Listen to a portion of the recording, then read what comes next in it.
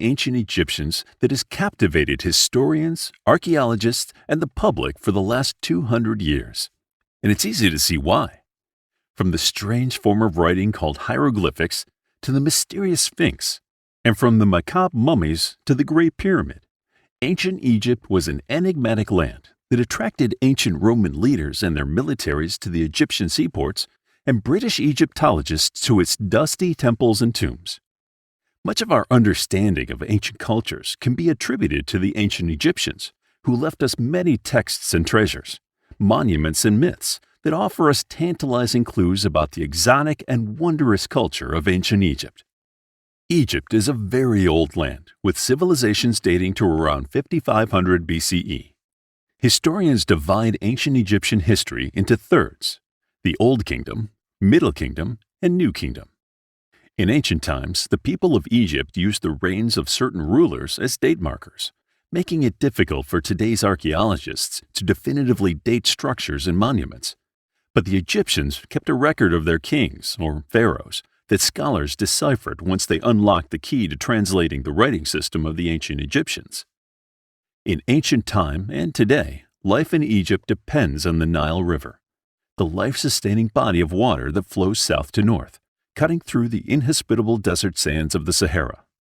The Nile is prone to seasonal flooding, which makes the land on either side of its shores rich and fertile, ideal for agriculture. It is a delicate balance, though. If the Nile floods too much, it can destroy farm fields and settlements. If it doesn't flood, the crops could wither and die, causing famine and starvation. The rich land along the Nile first led nomadic people to put down permanent agricultural settlements in ancient Egypt. As these settlements grew, trade and commerce began, class structures arose, and artists and craftsmen flourished. Interaction between the different settlements became more frequent as the people of ancient Egypt moved closer to establishing a unified kingdom. The climate of ancient Egypt was changing. Around 3600, the lands further away from the Nile were becoming drier and hotter, forcing more people to move to the banks of the Nile. The influx of people pushed the limits of the region's food-producing capabilities.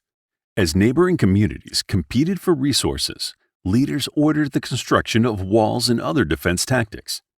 3 main kingdoms formed, and they battled each other for food and trade goods, and for precious stones and gold. After years of competition, one kingdom rose as the most powerful of the 3, and its ruler, King Narmer, put an end to the conflicts and united the 3 kingdoms in 2950, making him the first true ruler of Egypt and the founder of the first nation-state in history. Under King Narmer, Egypt gained its national identity. He established a governmental system, created icons of royalty, such as the crown, and ordered the construction of large and ornate buildings as a show of the importance of the royal family. During King Narmer's reign, or shortly after, a system of writing was developed in ancient Egypt. The written language began as a form of record-keeping for commerce, but quickly developed into a way for royal scribes to keep track of the names and titles of rulers and their lineage and key events. Hieroglyphics allowed them to immortalize their kings in history. Egyptian kings, or pharaohs, were all-powerful in Egyptian society. Pharaohs were viewed as the earthly embodiment of Horus, the link between humans and the gods. Therefore, when a ruler took the throne, he was immediately given divine status. He had a dual role of appeasing the gods and keeping his human subjects safe, productive, and healthy.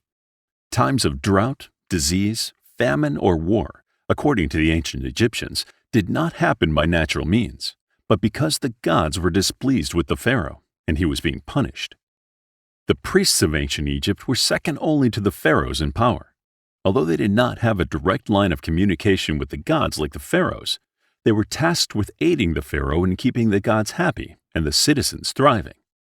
Priests could become wealthy in ancient Egypt, primarily through the gifts they were given by wealthy people who wanted to put in a good word with both the gods and the pharaoh.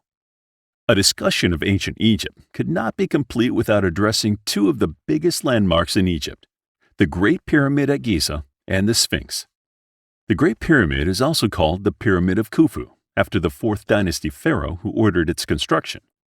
It is the oldest of the 3 pyramids in the Giza complex and dates to around 2560 BCE. The structure remains a marvel of ancient engineering and construction. Thought to be a tomb, the Great Pyramid was the crowning achievement of Egypt's pyramid builders, who built 80 pyramids in all.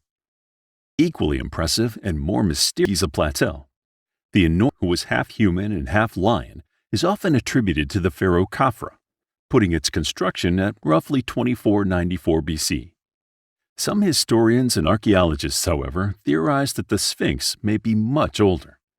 We do know that at various points in history, the Great Sphinx was nearly swallowed up by the desert sands. It was buried up to its neck by the shifting sands of the Sahara and had to be dug back out. The enigmatic Sphinx, along with the Great Pyramid of Giza, are symbols of Egypt recognized around the world. The pharaohs that reigned in the New Kingdom between 1570 and 1070 BC wielded more power and command than any rulers who preceded them. These were the rulers who extended Egypt's landholdings, built ambitious temples and monuments, and established foreign diplomacy with surrounding nations. In the 20 years he ruled, Pharaoh Thutmose III built Egypt into a formidable empire through decisive military victories, which are chronicled in Karnak's Hall of Annals. Another of Egypt's New Kingdom pharaohs, Akhenaten, was best remembered for being the ruler who tried to change religious worship in ancient Egypt. Before Akhenaten's reign, Egyptians worshipped a pantheon of deities, in much the same way as the ancient Greeks, Romans, and Norse. Akhenaten, however, forced the citizens into monotheism, with only one supreme god, a sun deity. The people of ancient Egypt naturally balked at this sudden and radical shift in their religious practices, although few spoke out against their pharaoh. After his death, polytheism was restored. Statues and monuments of Akhenaten were destroyed or dismantled, and his name was expunged from the record of kings. The beautiful Egyptian queen Nefertiti was married to Akhenaten, but not much else is known about her. Queens only ruled in partnership with their kings. However, historians believe that Nefertiti may have served as the sole ruler of her people after her husband's death, and before the boy pharaoh Tutankhamun began his reign. We may not know much about Nefertiti's background, but we do know what she looked like. A bust of her likeness, believed to have been sculpted in 1345 BC, was unearthed in an artist's work by a German archaeologist in 1912. The bust of Nefertiti, often called the most beautiful woman who ever lived, is on display at a museum in Berlin. Upon the death of Akhenaten, there was no clear heir to assume the throne. The only appropriate person was Tutankhamun, a 7-year-old child. The boy pharaoh, as he later became known, became a household name after his treasure-laden, nearly intact tomb was discovered in the Valley of Kings in 1922 by British archaeologist Howard Carter. Besides the priceless treasures, ornate sarcophagus, and mummified remains of the pharaoh, the tomb held back a curse, if the legends are to be believed, that caused the strange and unexpected deaths of Carter and several members of the archaeological team. The mystery of the curse, along with the trove of valuable artifacts, made a fascinating story, leading to King Tut's immense fame. The discovery of King Tut's tomb and the worldwide attention it garnered put the ancient Egyptians' unique funeral and burial practices in the spotlight. In the mythology and religion of ancient Egypt, the belief in the afterlife was of high importance. Pharaohs and nobles spent their lives preparing for their deaths and tried to ensure that they would enjoy a comfortable afterlife.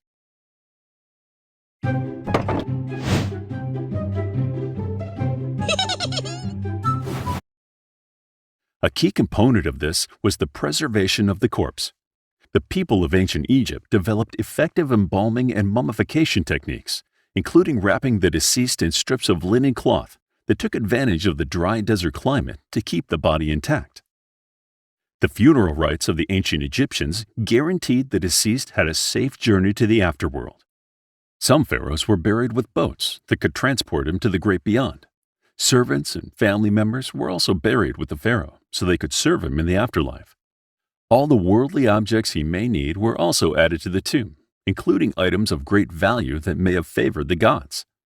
The walls of tombs themselves were lined with prayers and spells meant to protect the dead, and the tombs were hidden and secured so tomb robbers could not find them and steal the precious artifacts inside. Toward the end of the Egyptian Empire, Egypt was an integral part of the political and economic activities of the Mediterranean Sea. Roman and Greek leaders, scholars, and philosophers regularly interacted with Egyptians, which influenced the Egyptian culture. Some of the interactions became personally and politically entangled. Such was the case with Cleopatra, the daughter of Ptolemy XII. A weak and ineffective leader, Ptolemy XII often called on Rome for military and political support. Upon his death, the throne passed to Ptolemy XIII, who was just a child. Therefore, the elder Ptolemy's daughter, Cleopatra, was married to the younger Ptolemy, and she took control of the country in the interim. When he grew older, the two rulers battled each other for control until Julius Caesar and his army arrived in Alexandria to negotiate a truce between them. Struck by her beauty and charm, Caesar and Cleopatra became lovers, and he fathered her child. After Caesar's murder, Cleopatra began a relationship with another prominent Roman, Mark Antony. The couple had 3 children together, but the relationship was torn apart by war. In a true-life Romeo and Juliet scenario, Cleopatra hid in a tomb and sent word to Mark Antony that she was dead. Upon hearing the news, the distraught Mark Antony tried to kill himself. As he lay dying, he was told of the mix-up, that his lover was still alive. He ordered his men to take him to Cleopatra, and he died as she held him in her arms. Devastated by losing her love, Cleopatra allowed an asp to bite her, and she, too, died. Thanks to stories like that of Mark Antony and Cleopatra, the cursed tomb of King Tut, the mysterious Sphinx, and the cryptic hieroglyphics, the culture of ancient Egypt has inspired wonder and awe. From the desert sands of northern Africa, a complex, mysterious, and fascinating civilization arose that is still the subject of study and research to this day. Unlike any other culture on Earth, the Egyptians accomplished amazing feats of engineering and pioneered the idea of national identity against the backdrop of the enigmatic pyramids.